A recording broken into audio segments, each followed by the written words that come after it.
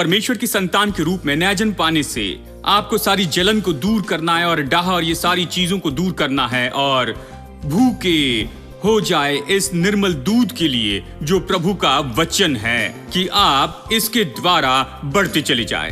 प्रभु ने यह निश्चित किया है कि आप आत्मिक रूप में बढ़ते जाए और ऐसे बढ़ने का तरीका है कि वचन में जाए, वचन ले और बढ़ते जाए। Your presence is heaven to me.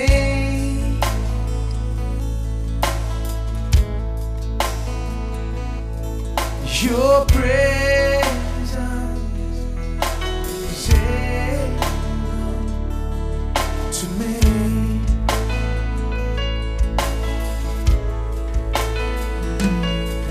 Your presence is heaven to me.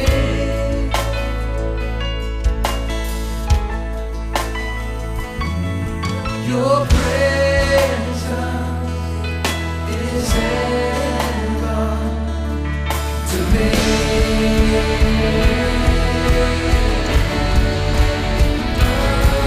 To me.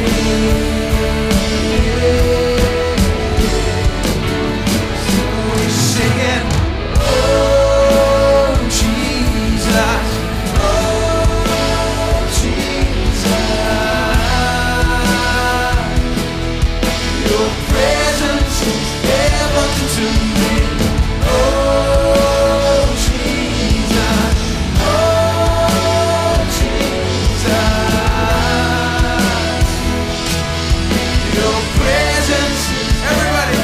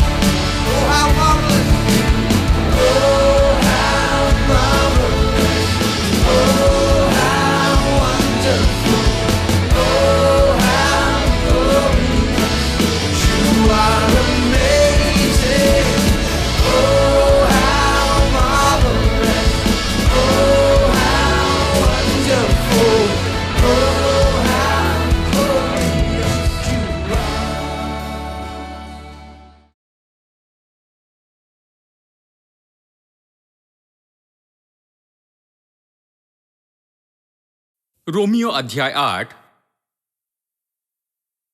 और चलिए वचन 17 पढ़ते हैं। और यदि संतान है तो वारिस भी, वरन परमेश्वर के वारिस और मसीह के संगी वारिस हैं।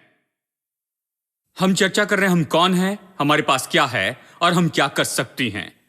ये नई वाचा के बारे में और उसने हमें क्या दिया है, इसने हमें क्या बनाया है। ये अद्भुत विषय है। ये इसमें सब कुछ नई वाचा ने जो हमें दिया बताया है, इस पर हमेशा हम चर्चा कर सकते हैं। इसमें बहुत से सब टॉपिक्स हैं और इसमें से एक एक करके हम देख रहे हैं। पिछले हफ्ते हमने देखा है कि हम कैसे परमेश्वर की संतान हैं, और फिर ये इस भाग में आता है जहां ये कहता है कि यदि संतान है तो वारिस भी हैं, परमेश्वर के वारिस, मसीह के संगी वारिस। अब हम इसी पर देख रहे हैं। वारिस ये अद्भुत विचार है। बहुत से लोग, देखिए मैं मसीहत में हूं, मैं इसमें जन्मा और पला बढ़ा और इसमें जम गया हूं, यही कहूंगा। लेकिन मैंने कभी नहीं सुना कि किसी ने बताया हो कि मैं वारिस हूं। वारिस हूं किसी ने नहीं बताया। और जब भी वो इस शब्द के बारे में बताते, यहां और वहां इसे देखते, ये इस बारे में था कि मेरे मरने के बाद ये कैसा होगा। ये इस बारे में था कि मेरे मरने के बाद मैं कुछ प्राप्त करूंगा, यानी विरासत को पाने के लिए मुझे मरना होगा। लेकिन जब मैंने बाइबल का अध्ययन किया तो एक महान सत्य पाया, और वो ये है कि कुछ पाने के लिए मुझे मरने की जरूरत नहीं। वो मरा कि सब कुछ मुझे विरासत में मिले। हेलो, इसने मुझे पूरी तरह से बदल दिया। वो मरा 2000 साल पहले, 2000 साल बीत गए हैं और एक विरासत मेरे लिए रखी गई है यीशु मसीह में और उसके द्वारा। और पौलुस बताता है कि यह विरासत पूरा जगत है। अब्राहम से प्रतिज्ञा की गई थी कि वो पूरे जगत का वारिस होगा। अब ये लोगों के लिए बहुत ज्यादा सुनाई दे, कहें कि ये कैसे सारे जगत के वारिस कैसे होंगे। लेकिन बाइबल को अगर आप देखें, बाइबल स्पष्ट बताती है कि संसार मनुष्य के लिए बना था। यह आदम और उसके वंश के लिए बना था। यह शैतान के लिए नहीं था। यह दुष्ट लोगों के लिए नहीं बना है। यह परमेश्वर के संतानों के लिए बना है। परमेश्वर ने पूरे संसार को बनाया। उसने कहा अधिकार रखो, इसे भर दो, वश में करो, अधिकार करो। सारा संसार मनुष्य के लिए बना था और आदम के पाप के कारण संसार का अधिकार वो खो दिया और संसार पर अपने अधिकार को खो दिया और शैतान को दे दिया। यीशु मनुष्य के रूप में मनुष्य की जगह पर आया कि जो खो गया था उसे वापस पाए। उसने उसे कलवरी के क्रूस के द्वारा किया। अब उसे स्वर्ग में घोषित किया गया एक मनुष्य जो सारी चीजों के ऊपर में वारिस है। इब्रानियों अध्याय 1:2 वो सारी चीजों का वारिस है। और रोमियो अध्याय 8:17 कहता है कि हम उसके संगी वारिस हैं। हम उसके साथ जुड़े हैं, हम संगी वारिस हैं। हमने उसे पाया, यीशु के द्वारा पाया है, और हम यीशु मसीह में और उसके द्वारा उसके संगी वारिस हुए हैं। हमारी विरासत को पाने में और अपनी चीजों को लेने के लिए यीशु मसीह में और उसके द्वारा एक बात तो बहुत महत्वपूर्ण होती है। एक बात जो सबसे महत्वपूर्ण है, और वो है हमारी उन्नति और बढ़ोतरी प्रभु के ज्ञान में और प्रभु की बातों में जो हमारे साथ हुआ है छुटकारे के द्वारा। यदि आप बढ़कर उन्नति नहीं करते तो विरासत पाने के लिए असंभव होगा। ये मानो इस तरह से है, शायद आप धनी व्यक्ति हो और आपके पास बहुत संपत्ति हो और घर हो, जमीन हो, गहने हो, पैसा हो और सारी चीजें हो, लेकिन आप इसे अपरिपक्व बच्चे के हाथ में नहीं दे सकते हैं जो इसे संभालना नहीं जानता है। ठीक है, यदि आप बच्चे को देना भी चाहे तो इसे सुरक्षित रखेंगे और बच्चे को इस तरह से बढ़ाएंगे कि वो इन सारी चीजों को संभाल सके और जो कुछ भी उसे दिया है उसे वो और भी आगे बढ़ा सके। ठीक है, तो आप निश्चित समय तक की राह देखते हैं। निश्चित समय की राह देखते उस समय, यानी उस समय तक जिसमें वो इसे इन सारी चीजों को लेने के योग्य न बन जाए, तो वो पहले से ही वारिस है, जन्म से वारिस है। जिस दिन वो जन्मा वो वारिस हो गया, लेकिन आप जन्म के दिन उसे चाबी नहीं देते हैं क्योंकि वो वारिस होने के बारे में एक बात भी नहीं जानता है।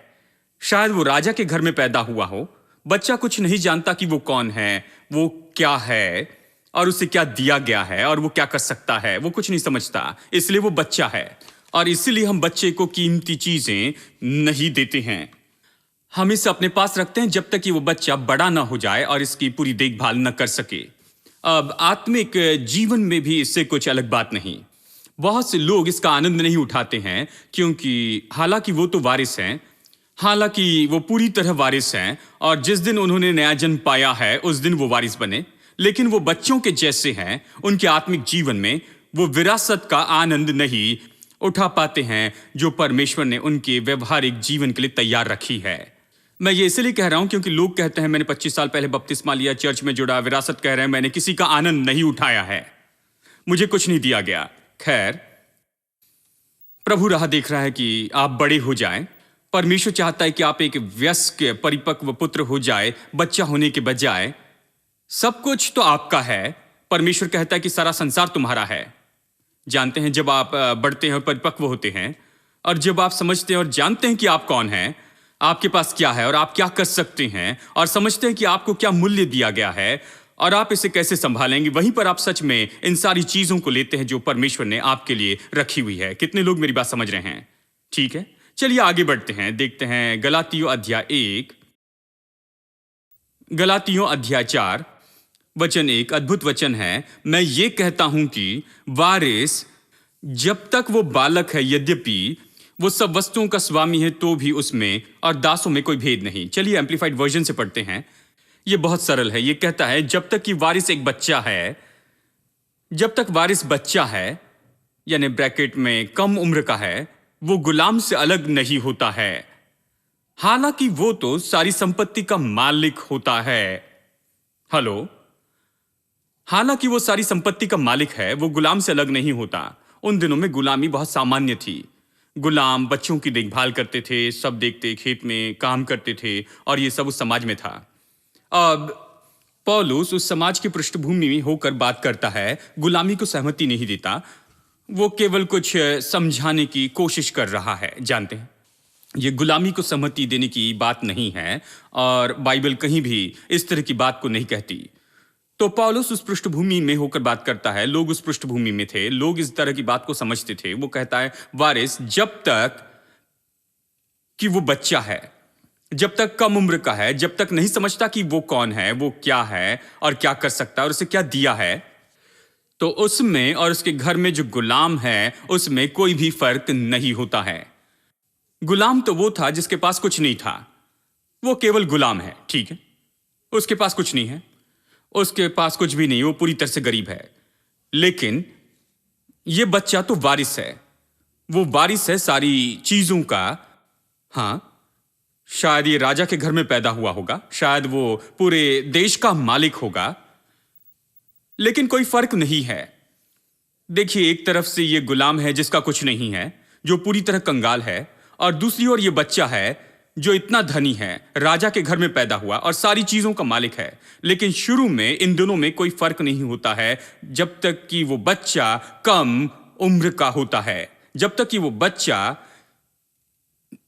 नहीं जानता कि वो कौन है, उसके पास में क्या है और वो क्या कर सकता है, और वो उस जगह तक नहीं बढ़ता है कि सारी चीजें उसे दी जाए और वो उसका आनंद उठाए। आमीन। ये इसी के बारे में कहता है। तो एक बार हमने नया जन्म पाया तो हमारे लिए एक विरासत रखी गई है, लेकिन यह हमें नहीं दी जाएंगी हमारी उन्नति के स्तर के परे। परमेश्वर हमसे अपेक्षा करता है कि हम बड़े हो और ऐसी जगह पर पहुंचे जहां वो हमें ये सारी चीजें दे सके और ये हमें सारी चीजें सौंप सके, ये अधिकार और सामर्थ और स्तर और वो महिमा और वो सारे स्रोत जिसके साथ में आते हैं, सब हमारा ही है। लेकिन हमारी उन्नति और बढ़ना बहुत जरूरी है। और देखिए इसलिए आत्मिक उन्नति में बहुत जरूरी है। चलिए देखते हैं पहला पत्रस अध्याय 2 वचन 1 और 2। हम इसके बारे में पढ़ते हैं। ये कहता है, इसलिए सब प्रकार का बैर भाव और छल और कपट और डाह और निंदा को दूर करके नए जन्मे हुए बच्चे के समान निर्मल आत्मिक दूध की लालसा करो, ताकि उसके द्वारा उद्धार पाने के लिए बढ़ते जाओ। विश्वासियों से कहता है सारे बैरभाव दूर करके, मतलब उनमें बैरभाव था, उनमें कुछ बुराई थी।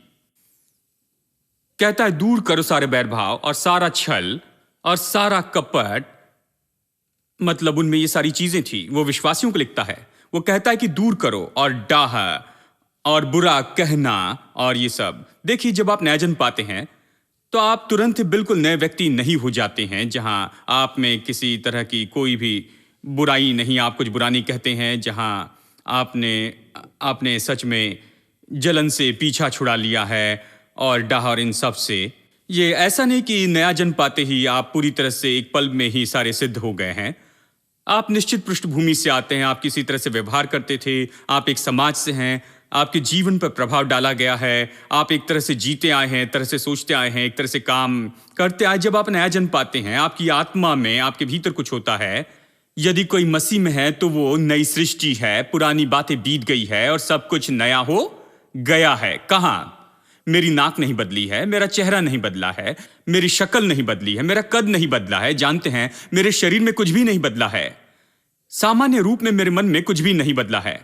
जानते हैं, मैं इस संसार का था, मेरे जो विचार थे वो एक दिन में गायब नहीं होते हैं। और इसलिए पौलुस कहता है मुझे मेरा मन नया बनाते जाना है, मेरे मन को नए बदलते चले जाना है, यानी मेरे मन में काम करना है। क्या बदला है? मेरा दिल, मेरे अंदर में कुछ बदल गया है, यही नया जन्म पाना है। लेकिन बहुत से ऐसे दृष्टिकोण हैं जो अभी भी वैसे के वैसे हैं, इसलिए ये लोग ऐसे थे। बैरभाव था, छल और कपट और डाह था, और ये सब कहां से सीखे थे? खैर, इसे सीखा था जहां से भी वो आए थे। ये संसार में प्रभावी है, ये हर जगह फैलता जा रहा है। यदि आप इस संसार में जीते हैं तो ये सारी चीजें स्वाभाविक रूप में आती।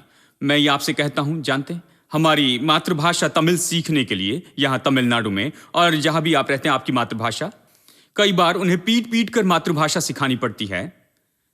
हमारे तमिल बच्चों को ट्यूशन देनी पड़ती है हर दिन कि तमिल सीखे, यह इनकी मातृभाषा है। और वो नहीं सीख पाते, वो तमिल नहीं जानते। तमिल सीखने के लिए ट्यूशन लगानी पड़ती, लेकिन पाप सीखने के लिए कोई ट्यूशन नहीं। इसमें उन्हें 100 में से 100 मिलते हैं। जानते हैं क्या आपने बच्चे को पाप में फेल होते हुए देखा है? उन्हें 100 में से 100 मिलते हैं। मतलब ये इतने अच्छे हैं क्योंकि ये समय की बात है, वो बस इसे सीखते हैं। ये हर जगह है, ये आ जाता है। जानते हैं, बैर भाव और ढोंग और ये सारी चीजें, ये सब आ जाती हैं। आपको कुछ नहीं करना पड़ता है, बस इस संसार में रहना है और आपके आसपास ये सब होता है, आपको ये मिलेगा। आमीन। ये इसी तरह से होता है। अब पतरस कहता है कि इन सारी बातों को दूर करे। अब जब तुमने नया जन्म पाया, इन सारी बातों को दूर करो। नए जन्म के बच्चे की नाई निर्मल आत्मिक दूध की लालसा करो। देखिए, यानी ये लोग हाल ही में नया जन्म पाए थे। उन्होंने अब तक दूर नहीं किया था अपनी जलन को और बैर भाव को और डाह को। इन सारी बातों से नहीं निपटा था। उन्हें इतना समय और शिक्षा नहीं दी गई थी कि इन सारी बातों से वो निपट सके। वो बिल्कुल नए थे, तो उनमें ये सारी गड़बड़ी थी। नया जन्म पाने के बाद वो चर्च में आए और अब पतरस कहता है कि इन सारी चीजों को दूर कर दो और नए जन्म में बच्चे जैसे परमेश्वर के वचन के आत्मिक दूध की लालसा करते जाओ। अब जैसे ही बच्चे का जन्म होता है उसे भोजन चाहिए, और जो भोजन बच्चे को दिया जाता है वो दूध है। दूध बच्चे के लिए सबसे उत्तम है क्योंकि उस स्तर पर बच्चे को जो भी चाहिए उन्नति और बढ़ोतरी के लिए, ये सब भोजन के एक ही स्रोत में पाया जाता है। क्या यह अद्भुत नहीं? और बाइबल कहती कि वचन दूध जैसे है। हां, दूध, परमेश्वर के वचन का निर्मल दूध, और इसमें कोई मिलावट नहीं। ये निर्मल दूध है, इसमें कोई अशुद्धता नहीं है। ये निर्मल दूध है, ये निर्मल है, शुद्ध है, साफ है, अच्छा भोजन है। परमेश्वर की संतान के रूप में नया जन्म पाने से आपको सारी जलन को दूर करना है और डाह और ये सारी चीजों को दूर करना है और भूखे हो जाए इस निर्मल दूध के लिए जो प्रभु का वचन है, कि आप इसके द्वारा बढ़ते चले जाए। प्रभु ने यह निश्चित किया है कि आप आत्मिक रूप में बढ़ते जाए, और ऐसे बढ़ने का तरीका है कि वचन में जाए, वचन ले और बढ़ते जाए, और वो पुरानी आदतों में न रहें, जीने के तरीके में और ये सब बातों में, कि वही पुराने जीवन का तरीका रखे, लेकिन वचन में जाए। अब यदि आप वचन का ये निर्मल दूध ले तो क्या होता है? देखिए, पहला कुरिन्थियों अध्याय 3:1, मैं तुमसे इस रीति से बात न कर सका जैसे आत्मिक लोगों से, परंतु जैसे शारीरिक लोगों से, और उनसे जो मसीह में बालक हैं। यानी मसीह में शिशु भी हैं, मसीह में बालक हैं। चर्च में बहुत से शिशु हैं, मसीहत में चर्च में बहुत से बालक हैं। और फिर वो आगे ये कहता, मैंने तुम्हें दूध पिलाया, अन्न न खिलाया, क्योंकि तुम उसको नहीं खा सकते थे, वरन अब तक भी नहीं खा सकते हो। पौलुस ये देखता है और उन्हें कोशिश करता है कि मजबूत शिक्षा दे, लेकिन वो पाता है कि वो बच्चे हैं, तो वो कहता है ठीक है, मैं तुम्हें दूध देता हूं। वो उन्हें दूध देता है और वो उसे भी नहीं ले पाते हैं। क्यों? वचन 3, क्योंकि तुम अब शारीरिक हो, इसलिए कि जब तुम में डाह और झगड़ा है तो क्या तुम शारीरिक नहीं, और क्या मनुष्य की रीति पर नहीं चलते? अब मैं यहां पर कुछ बताना चाहता हूं। फिर से वही बात यहां पर आ गई, बैर भाव, डाह और विभाजन, सामान्य रूप में वही बात। आप किसी व्यक्ति को जलन में, द्वेष में देखते, बैर भाव रखते देखते, और ये सब, ये तो मसीह में शिशु है। उस व्यक्ति में कुछ गलत है, वो मसीह में बालक है, उसने उससे नहीं निपटा, वो नहीं बड़ा है, वो इसी तरह से है। जानते हैं, बाइबल में एक वचन कहता है, रोमियो अध्याय 13 में सोचता हूं, ये कहता है कि आनंद करने वालों के साथ आनंद करो और रोने वालों के साथ में रो। क्या आपने पढ़ा है? आनंद मनाने वालों के साथ में आनंद मनाओ और रोने वालों के साथ में रो। अब क्या मुश्किल है? मैं सोचता था कि रोने वालों के साथ में रोना यही तो सबसे मुश्किल होगा। हां, ये सबसे मुश्किल क्यों है? मैं सोचता था, मेरे प्रभु जानते हैं, जल्दी से आंसू नहीं बहा पाता मैं, मैं जल्दी से रो नहीं पड़ता, ये बहुत मुश्किल होता है। अगर मुझे कहीं जाना है जहां पर सब लोग रो रहे हैं तो मेरे लिए रोना तो बहुत ही मुश्किल होता है ऐसे समय में। तो मैंने सोचा कि जो रोते हैं उनके साथ में रोना बहुत ही मुश्किल होगा। लेकिन यदि आप इसके बारे में गहराई से सोचे तो ये तो उल्टा है। देखिए, जब आपके घर में कुछ बुरा होता है या ऐसा कुछ होता है तो आपके पड़ोस में रहने वाला आदमी जिसने आपसे अब तक कभी हेलो नहीं कहा पिछले 10 साल में, वो भी आकर कुछ आंसू बहाएगा, क्योंकि आप कुछ दुखद और शोक की बात में से होकर जा रहे हैं और वो चाहता है कि आपके पास आकर खड़ा रहे और वो आपको अपना दुख बताना चाहता है। और कई बार वो कुछ आंसू बहाता है। कुछ आंसू ये आसानी से आते हैं, लेकिन वही व्यक्ति, कहीं आपने सुंदर बंगला बनाया है उसके घर के सामने या उसके घर की बगल में और बिल्कुल नई और बहुत महंगी कार खरीदी है और उस बंगले के सामने आप पार्क करते हैं, तो जानते क्या करेगा? वो अपनी खिड़की से झांक कर देखेगा और वो आपकी कार को बस देखते रहेगा और आपके घर को और सब कुछ। और वो अपनी पत्नी को बुलाकर कहेगा, जानते हैं क्या कहेगा? तुम जानती हो, मुझे पता नहीं ये क्या काम करता है, मुझे लगता है कि ये स्मगलिंग या ऐसा कुछ करता है। इसके पास इतना पैसा कैसे आया? इसकी बिल्डिंग को जरा देखो और देखा इसके एयर कंडीशन कैसे हैं, देखो कितनी अच्छी कार खरीदी, ये सारी चीजें कहां से आई? मैं 30 साल से काम कर रहा हूं और मेरे पास कुछ भी पैसा नहीं है। यह आदमी इस तरह कहां से कमा सकता है? इससे पैसा कहां से मिलता है? इससे आपका क्या संबंध है? उसे जहां से भी मिला उसे मिला, उससे आपका क्या करना है?